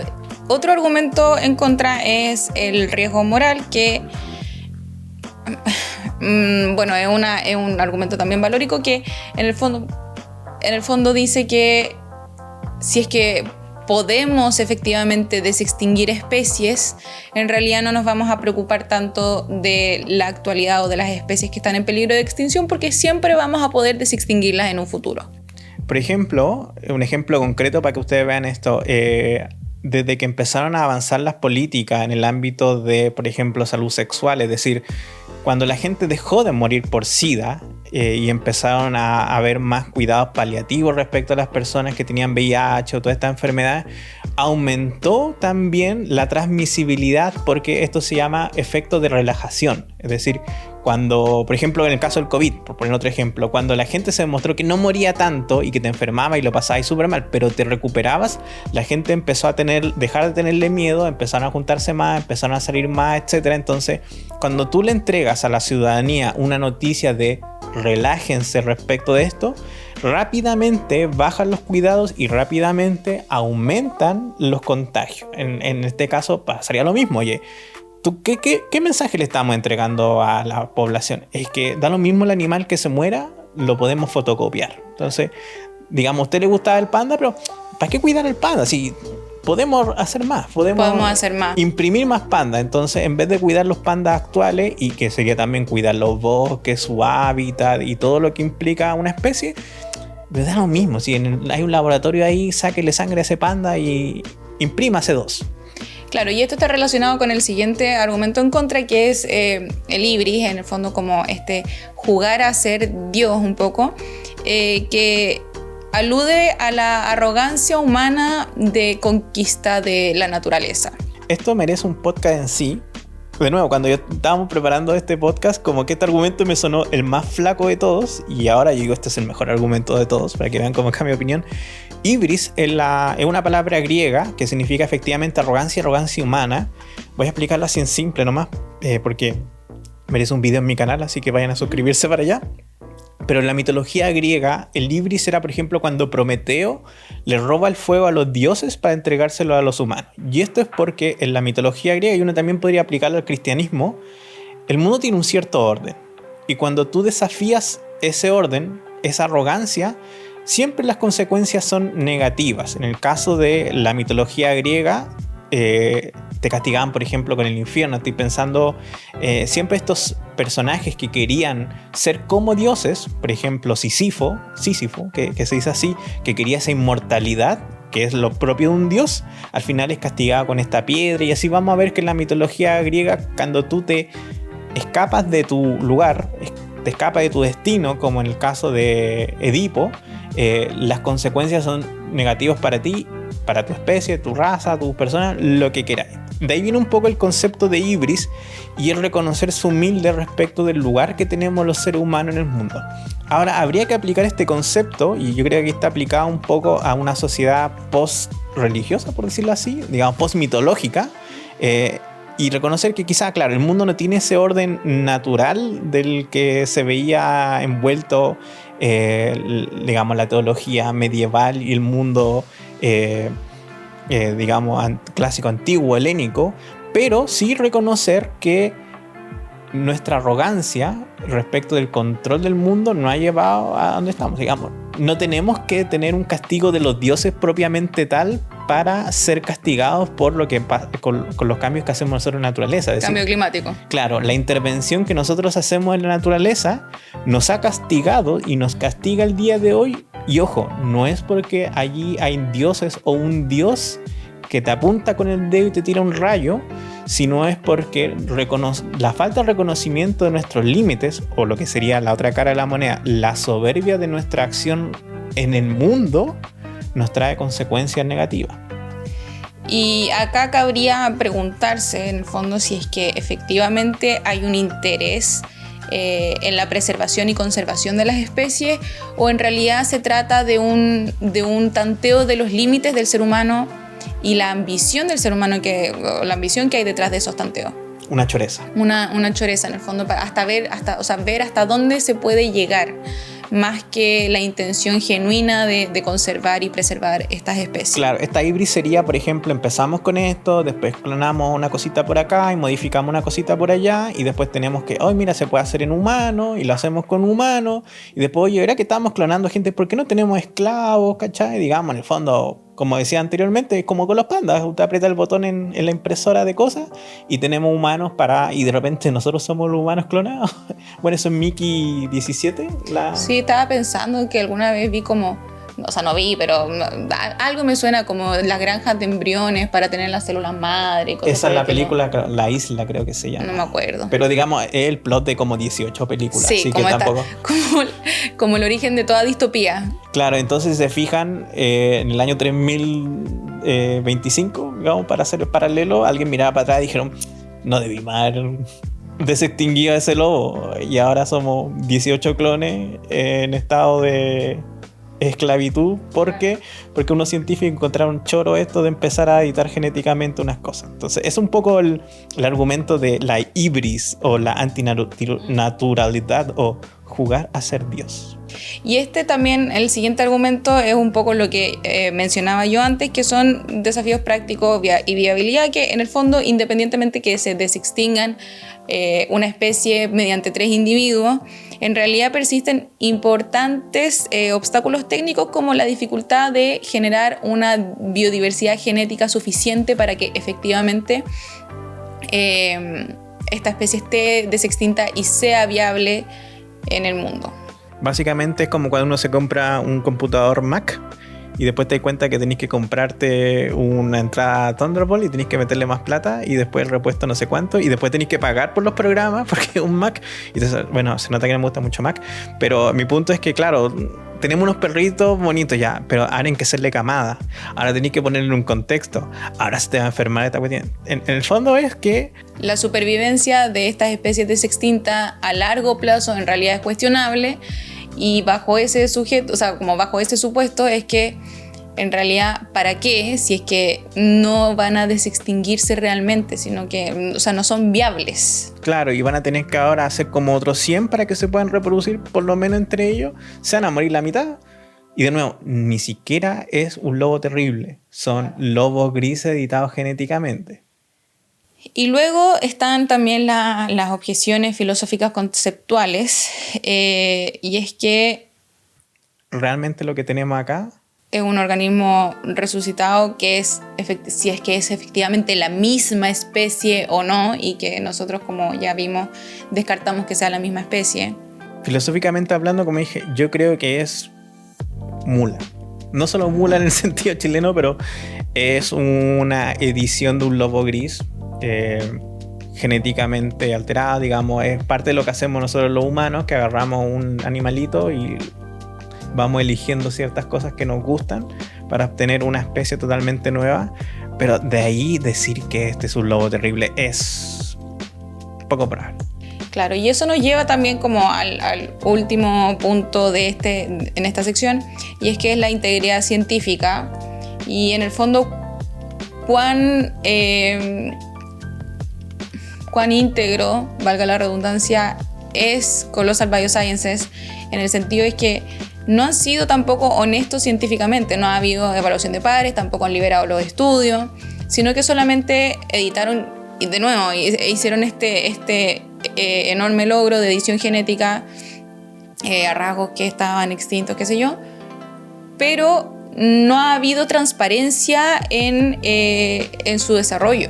Y eso también creo que daña mucho al cómo se va a hacer la ciencia hoy en día. Claro, eso pensaba, ¿es esta la nueva normalidad de la ciencia? Y parece que sí lo es, porque causa se gana más dinero, porque por supuesto yo me imagino que después de este titular en el Times, Colossal Biosciences recibió una contribución enorme de donaciones que le van a permitir seguir haciendo lo que estaba haciendo y del modo en que lo estaba haciendo, lo cual no es un modo transparente científicamente hablando. Es un modo, perdóname por decirlo, un modo Trump de hacer biología.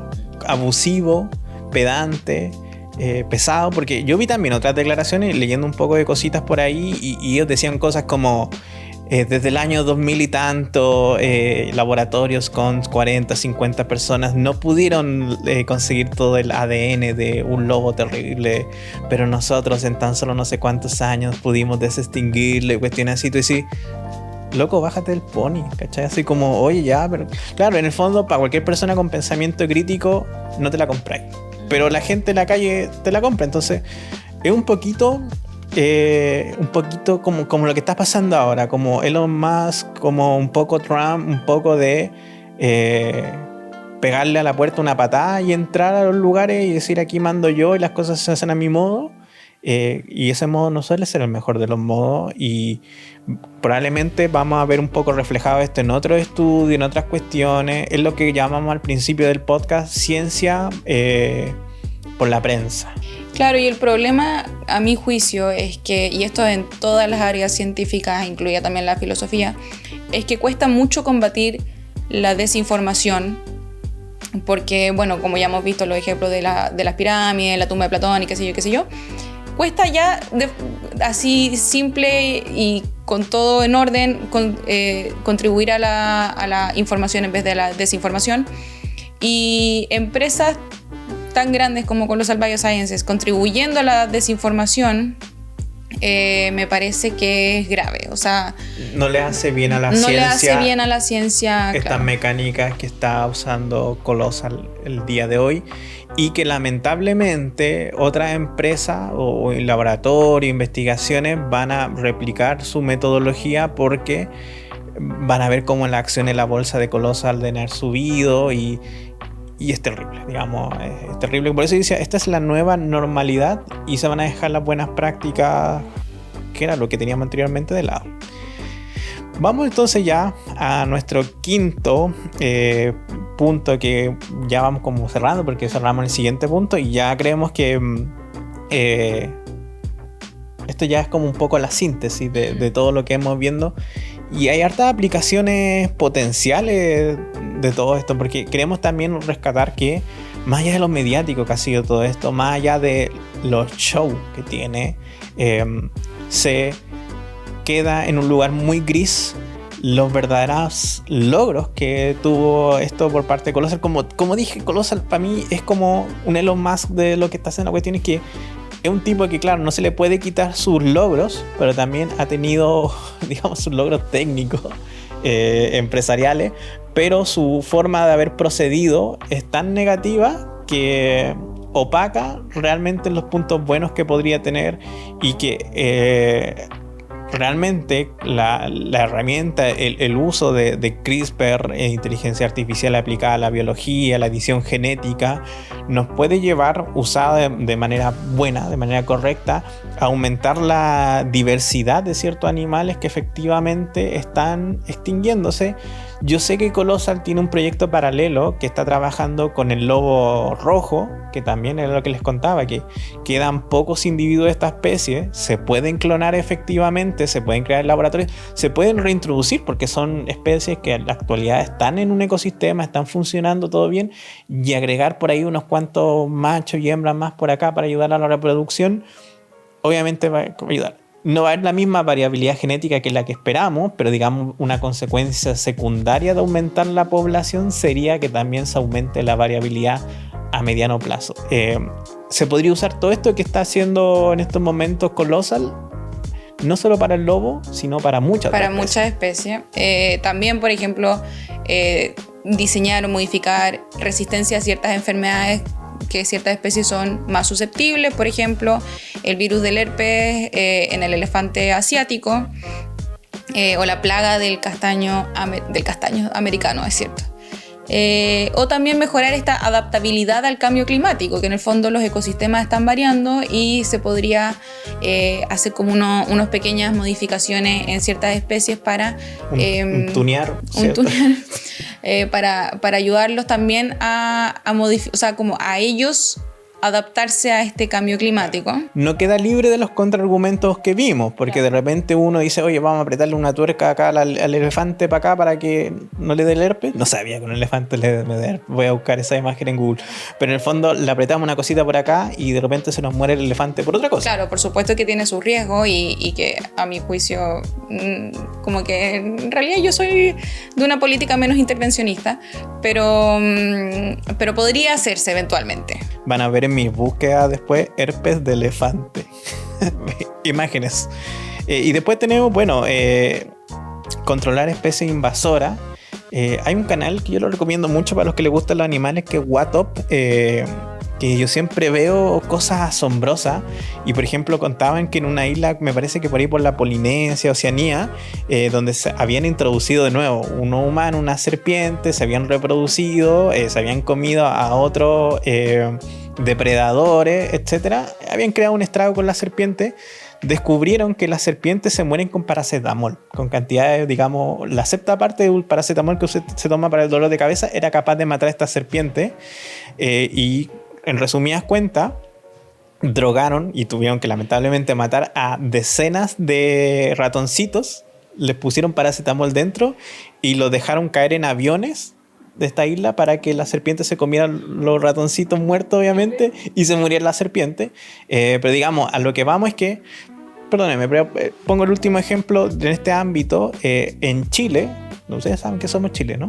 En Chile se controlan la mosca de la fruta introduciendo moscas de la fruta genéticamente editadas que son incapaces de reproducirse, porque me parece, y aquí no estoy seguro, que en el ciclo de vida de la mosca de la fruta, cada mosca de la fruta una vez que se reproduce se muere.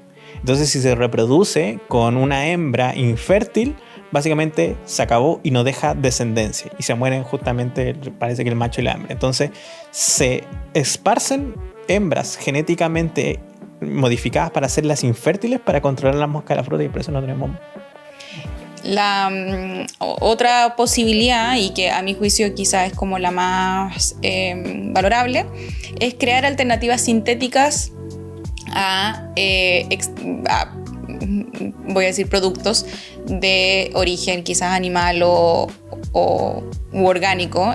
Por ejemplo, la sangre del cangrejo herradura. Claro. Se han visto que se están creando muchos medicamentos, se está analizando mucha esta sangre que es como azul. Si ustedes preguntan cómo el cangrejo de herradura, es muy parecido a un Kabutops, ya que estábamos hablando de Pokémon.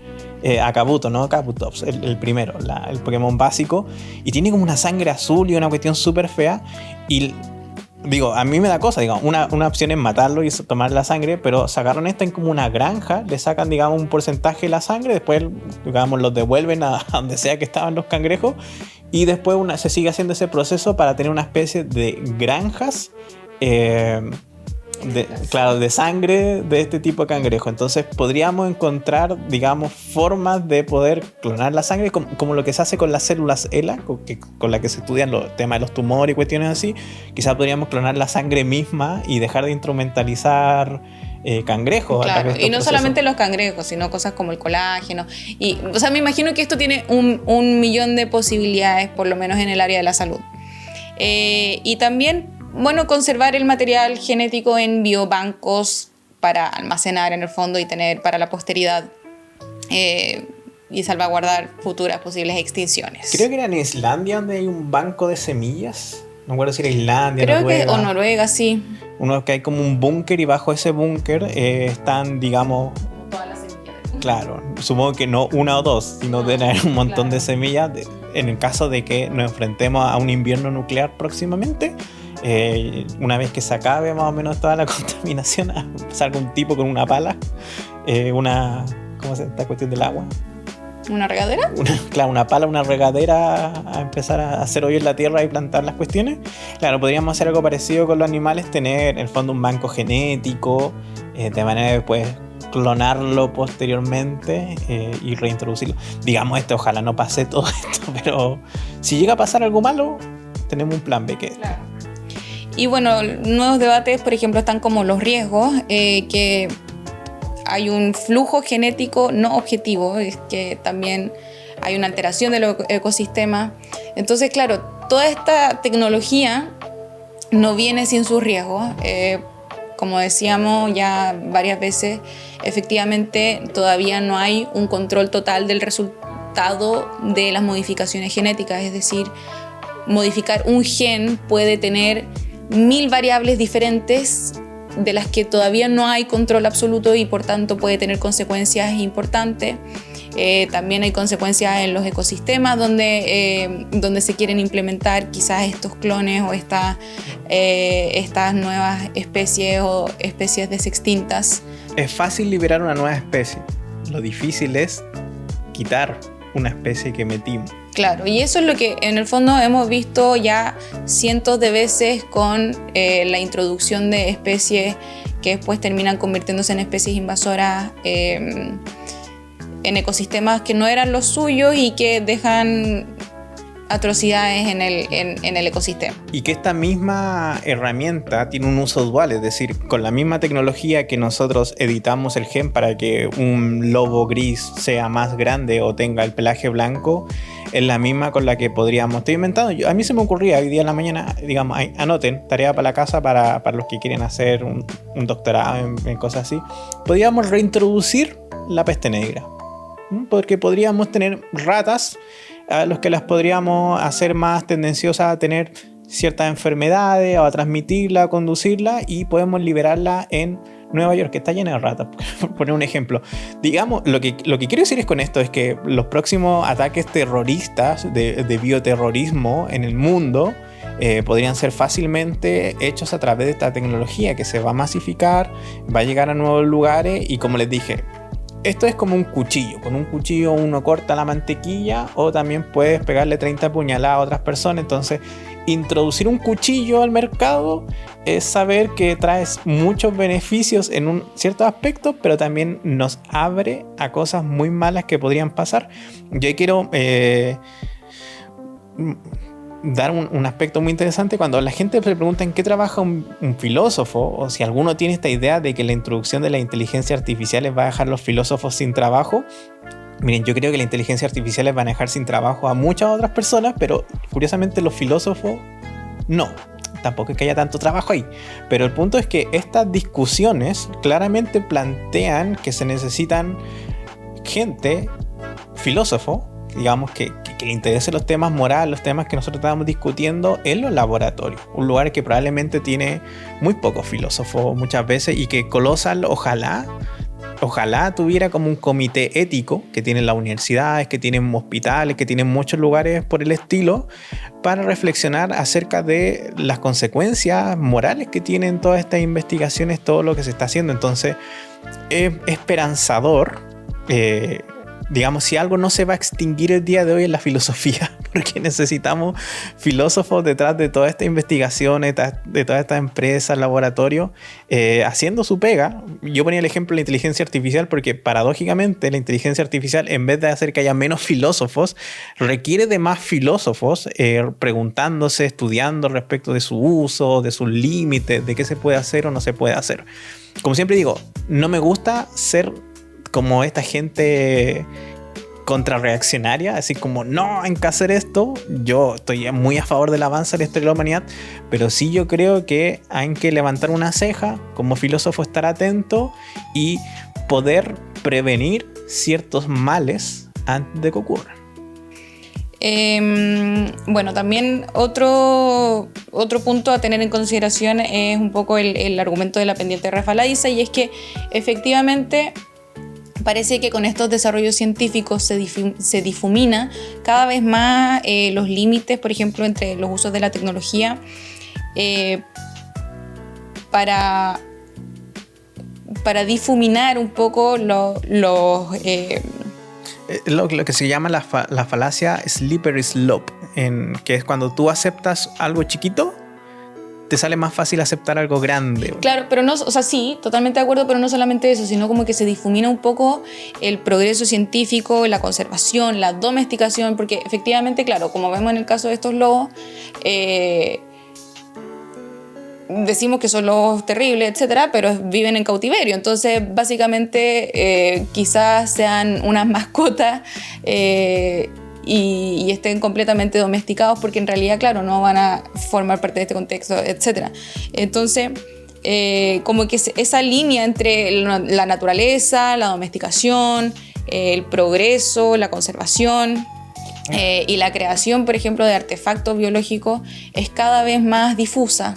Claro, entiendo tu punto. En el fondo lo que pasa con estos avances es que se acaban los límites y tú dices, bueno, el próximo mamut tampoco va a ser un mamut que va a ir a dar vuelta ahí por la tundra. Probablemente esté en un zoológico, probablemente un millonario prontamente pueda tenerlo en su casa. Claro, y después alguien va a decir que era un tigre dientes de sable de mascota. Y como no van a haber permanecido, o sea, perdón, como no se van a haber criado dentro de su contexto biológico, es decir, con padres que les enseñen las conductas correspondientes a la especie, etc., probablemente estas mismas criaturas quizás tengan algunas tendencias salvajes, pero quizás no en el fondo. Quizás se críen en el contexto completamente domesticado y se adecúen a ese contexto. Se van a hacer así, pues en el fondo cuando yo pido un tigre dientes de sable, no quiero un tigre dientes de sable que me coma... Quiero la estética del tigre dientes de sable. Claro, pero lo que yo quiero en el fondo es que me maulle, que funcione como gato y que haga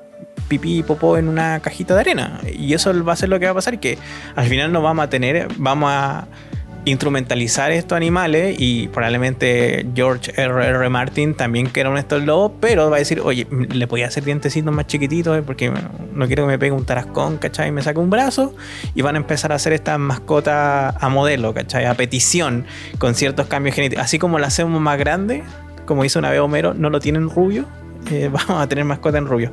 Pero el argumento, claro, de la pendiente resbaladiza es que el día de hoy estamos todos felices por la intervención genética, porque mira qué bonito nos hicieron unos lobitos.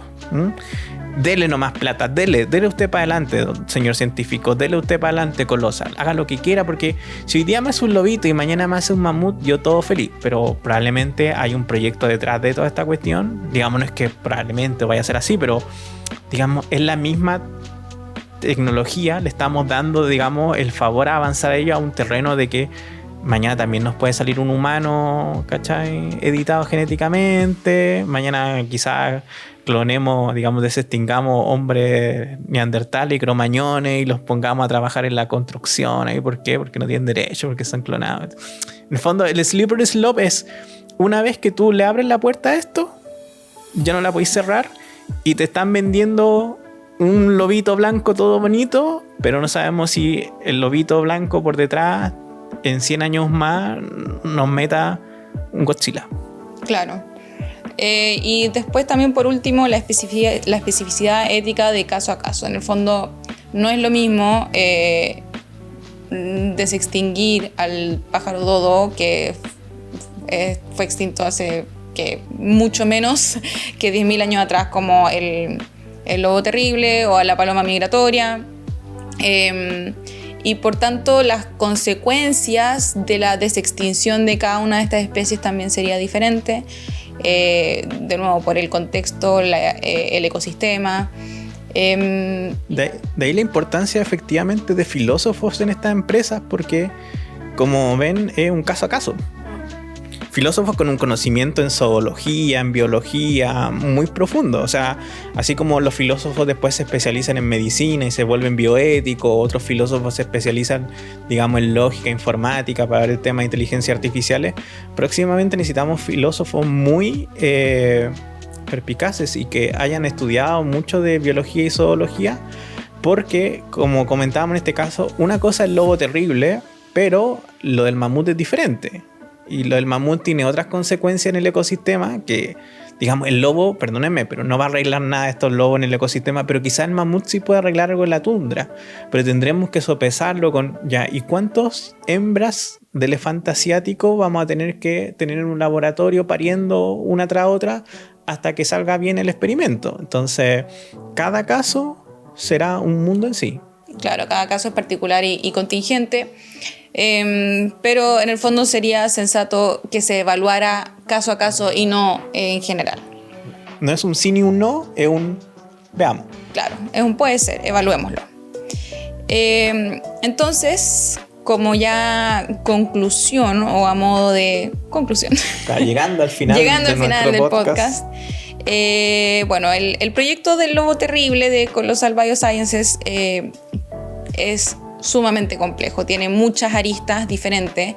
Por supuesto que está el lado científico, nosotros también quisimos evaluar un poco el lado ético o las aristas éticas de este caso. Es un caso, digamos, demasiado complejo para resumirlo en 2 líneas, porque tenemos desde qué es la desextinción, que parece que no existe, yo creo que filosóficamente hablando no existe, tenemos esto que llamábamos los proxy, tenemos temas también con el ámbito del departamento de marketing de Colossal, que se arrancó con los tarros, como se dice por acá en Chile, y alguien quería un bono, lo obtuvo, y ojalá que hoy esté despedido. Tiene el tema de cómo se comunica la ciencia, tiene todo este tema de la edición genética, que por una parte es un avance que echa muchas luces para tratar enfermedades, por ejemplo, antes de nacer de las personas, como si se in vitro, o en muchos avances positivos y a la vez la apertura a muchas cosas negativas que van a pasar de aquí en adelante. Y nosotros quisimos abordar una línea más filosófica ética, que es lo que yo creo que más caracteriza al podcast de filosofía y humor, respecto a este caso. Y van a ver probablemente una arista económica, cuando se sepan los números y cosas así. Ahora que Trump no le está quitando el financiamiento a la universidad y cosas así, es bueno más o menos hacer el Excel y ver cuánto cuesta cada cosita. Y bueno, nosotros en el fondo quisimos evaluar un poco las tensiones éticas fundamentales que persisten en este debate de la desextinción, los beneficios potenciales, como la posibilidad de ejercer también esta justicia restaurativa que vimos que un poco se enfoca en el ser humano, como ser humano céntrico, versus también la perspectiva equilibrio ser humano-naturaleza, también, por ejemplo, perspectivas desde la biodiversidad, las funciones ecológicas perdidas, etc. Finalizando ya con los problemas quizás más filosóficos, que es este riesgo moral. ¿Qué va a pasar a futuro? ¿Qué va a pasar a futuro? Hoy día estamos hablando de este lobo, pero mañana de qué especie o qué humano. En el fondo, el día de hoy se ha demostrado que se ha descubierto una herramienta que puede causar muchas cosas a futuro y que es deber de nosotros como sociedad. Primero, me gustan los videojuegos, pero esto es lo que se llama en el mundo de los videojuegos logos en llama, que es cuando te dicen se va a tal juego y hay mucha fanfarria porque quieren que aparezca en todos los medios y no sé qué. Pero detrás de esto puede que no haya nada, detrás de esto puede que haya muchos años de investigación, detrás de esto pueden haber muchas cosas. Es decir, no nos dejemos llevar por el hype, hay que ser súper frío en estas cosas, porque las consecuencias negativas no las vamos a enfrentar hoy, ni mañana, ni pasado mañana, las van a enfrentar probablemente las próximas generaciones. Claro, y también quizás uno de los como las perspectivas quizás importantes, este argumento de la hibris, la relación entre naturaleza y ser humano, a mi juicio, si es que el ser humano realmente tiene esta pretensión de conservar y preservación de las especies, o es una búsqueda descriteriada quizás de conocimiento y poder por sobre la naturaleza.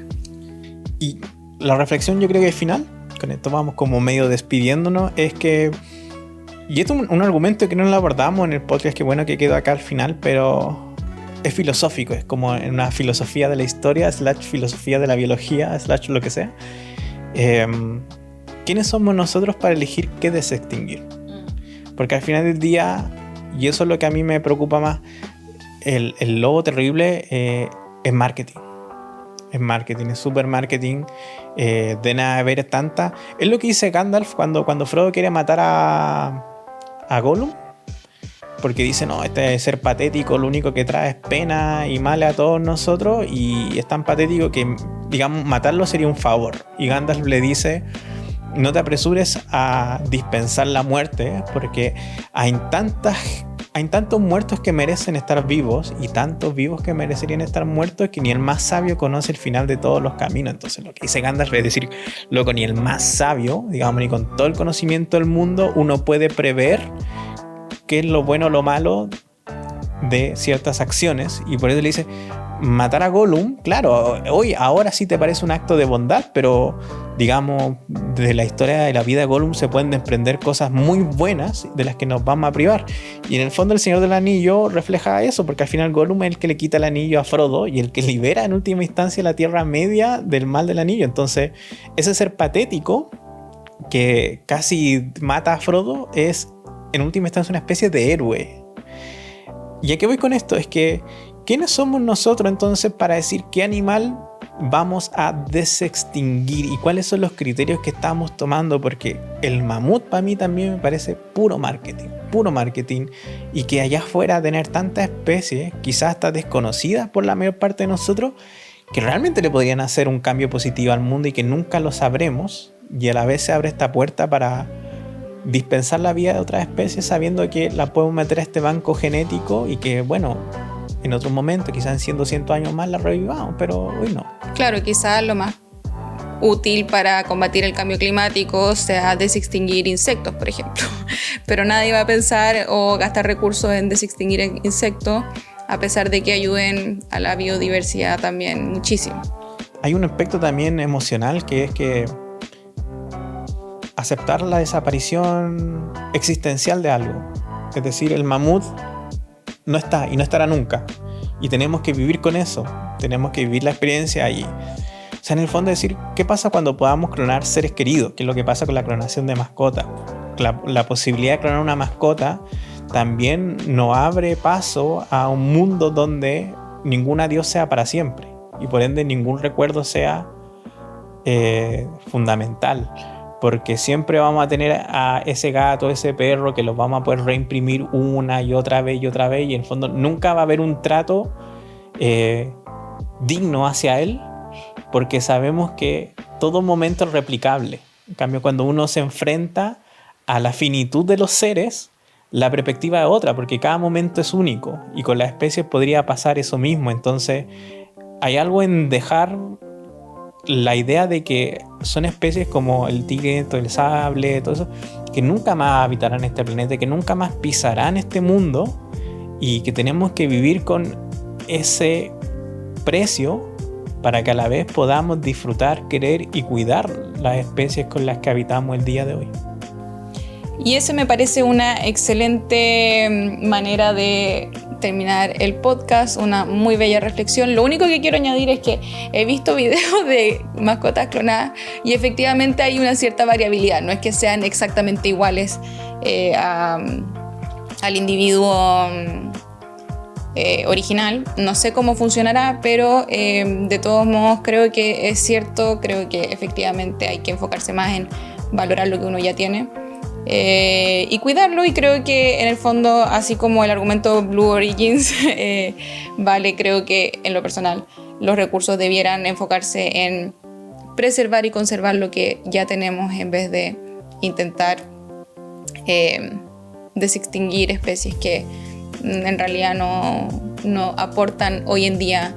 Y no es que no aporten porque las especies no sean valiosas, sino porque efectivamente son diferentes contextos. Con eso los dejamos invitados a buscarnos en Instagram. Probablemente si ponen filosofía y humor, por ahí encontrarán de nuevo nuestro loguito y podrán seguirnos, y como eso le decíamos, le ayuda mucho. Se vienen cositas para este año, así que necesitamos mucho su apoyo, su participación.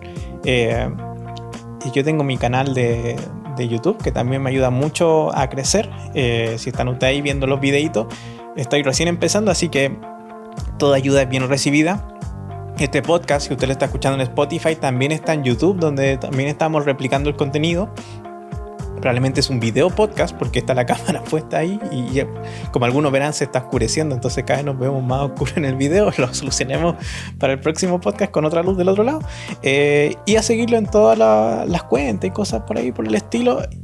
promesa Pinky Promise, se viene otro podcast, estaban poniendo las pilas y espero que este 2025 nos apoyen mucho porque nosotros también queremos hacer un montón de cositas. Eso, que tengan un excelente día, tarde, noche, sea cual sea el horario en el que nos estén escuchando o viendo. Y nos vemos en el siguiente podcast. Chao, chao. Chao.